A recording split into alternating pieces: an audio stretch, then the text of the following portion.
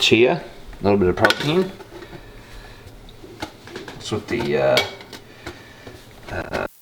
Mexican tribes, the Terra Humera, are snacking on. They supposedly are the greatest athletes to ever exist.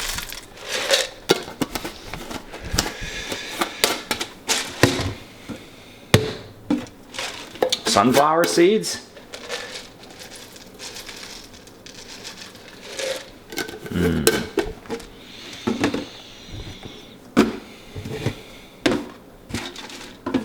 We are going to be healthy after eating this. Anyways, hit snooze, wake up approximately 1 hour later, lay on the couch for another half an hour or so, try and eat something nutritious. So some sprouted grain bread is what I'm currently eating, maybe a little bit of oats and granola. Fruit and vegetables. Nature's goodness. This one doesn't blend it up. Putz around for another half hour to an hour, something like that. Finally decide what the heck I'm gonna do today. I'm not there yet. You're catching me in the middle of the process. So I'm in that point where I putz around for half an hour to an hour, figuring out what I'm doing with my life. End of the hour, you've had time to think. What's the workout gonna be?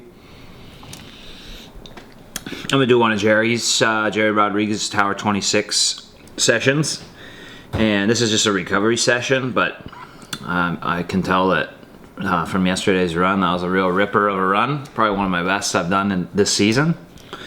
And so I'm not even gonna ask my body to perform a great swim today, because it's just gonna end. I know how that ends. I've done it enough times. It ends in frustration. So instead, you go in with the intention of doing a nice recovery style swim that's really technical in nature. Then you leave feeling competent and confident.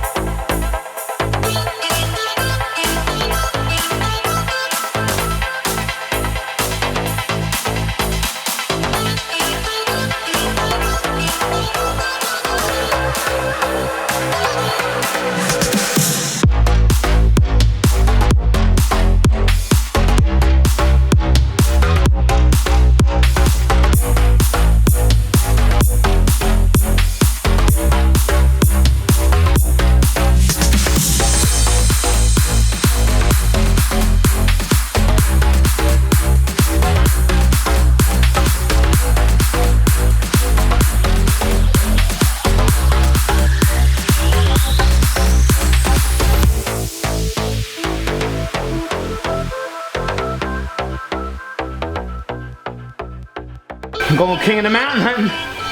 Actually, it's not a good practice to get into on your easy rides, but we'll give it a shot. We'll keep it at and around Ironman pace.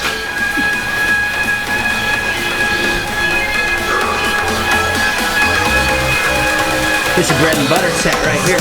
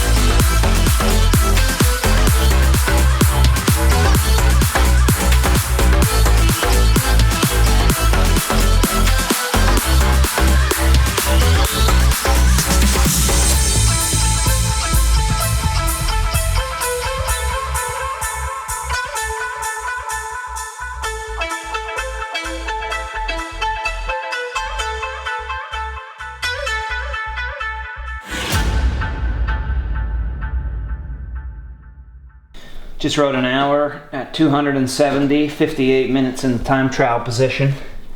And absolutely, my heart rate was 106. So most people would consider that to be not even training.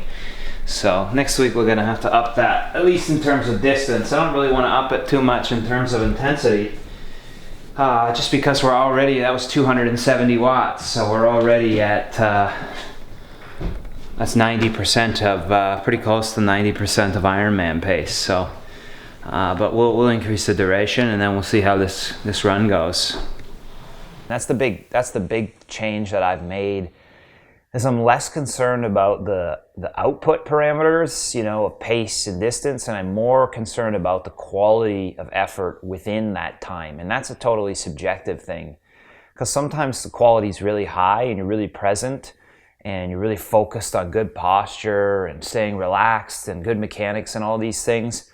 And the paces might not be lifetime best paces or anything, but those are the things that you need to hone in order to become a great athlete, you know, later on in the race, on the second half of that run, for instance, which in Kona, that's the name of the game. Last year, the reason Patrick was able to do so well is because, I mean, he basically had an even split, went through the half in like 120 and went through the second half in 120 again.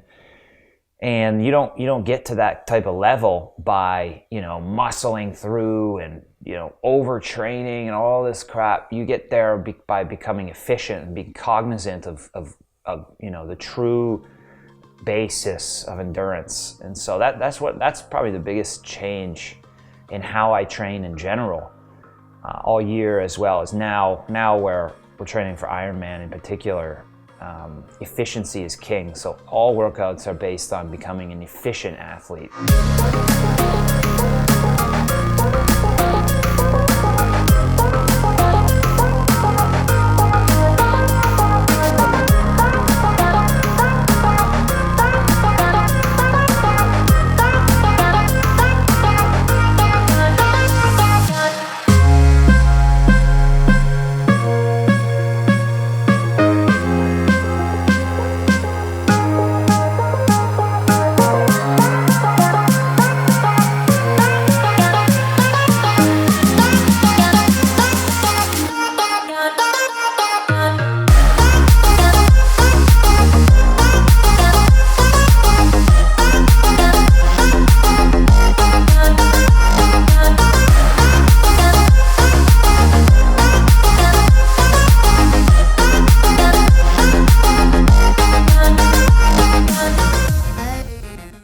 Once again, my only focus is on good form, try not to snake, try not to bob my head, you know, finding a nice comfortable position on the saddle, staying tucked, all these sorts of things, so it's very, very Ironman specific. And 270 watts for me, my goal pace for the Ironman is somewhere between 300 and 310, so it's like, you know, close to 90% of what I intend to do in the race. And then basically hop off the bike, just do a quick changeover to my run shorts, and then out the door. And then last week I did 20K as a long run, just as like a little primer set. And so this time I said, you know, anywhere between 22 and 25 Ks, basically based on if I'm able to hold my form together well. And I was through 23 Ks and I still had good form. I still was cognizant of good posture and all these sorts of things. And so I just went for the 25 Ks, and it was this is going to be my bread and butter set, probably the one that will pay the most dividends come Kona, because the race will be won on the run. And so I really use each workout as a I guess a mode to test, you know, my nutrition strategy, for instance. And so we concentrated my Gatorade bottles at basically exactly what you would get in a big bottle Gatorade Endurance. So 180 calories per bottle inside of about 700 milliliters. And my goal was to consume one every half an hour. And, you know, it definitely was a bit of a challenge towards the hour mark. That's quite a bit of fluid and a lot of calories and concentration to it with the sodium and potassium. But I was able to achieve the goal of consuming, 2.1 liters in an hour and a half.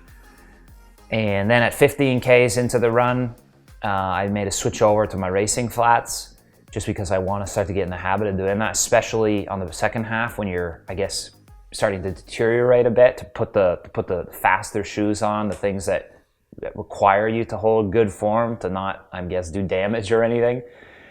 And so anyways, when I made that shoe change at 15 Ks, I was averaging 347 per kilometer.